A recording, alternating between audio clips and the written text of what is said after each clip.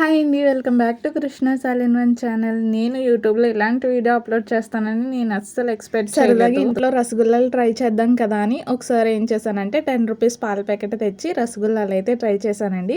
అప్పుడు చాలా అంటే చాలా బాగా వచ్చినాయి. అప్పుడైతే నేను వీడియో కట్టే ఏం తీయలేదండి, జస్ట్ నార్మల్గా సరదాగా ట్రై చేశాను. కానీ ఇప్పుడు ఏంటంటే ఇంట్లో ఎలాగా పాలు విరిగిపోయినాయి ఉన్నాయి కదా, రసగుల్లాలు ట్రై చేద్దాంలే, చేసిన ఎక్స్పీరియన్స్ ఆల్రెడీ ఉంది కదా అని చెప్పి యూట్యూబ్లో ఒక వీడియో చూసి ఆ వీడియోతో ఫాలో అయిపోయి ఈసారి డిఫరెంట్గా ట్రై చేశానండి.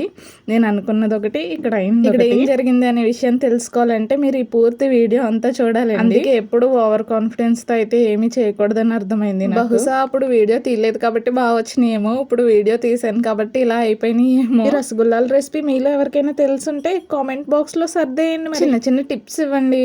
ఈ వీడియోని చూసాక ఇలా మట్టికి ఎవరు రసగుల్లాలు ట్రై చేయకండి. Please like, share and subscribe to my channel.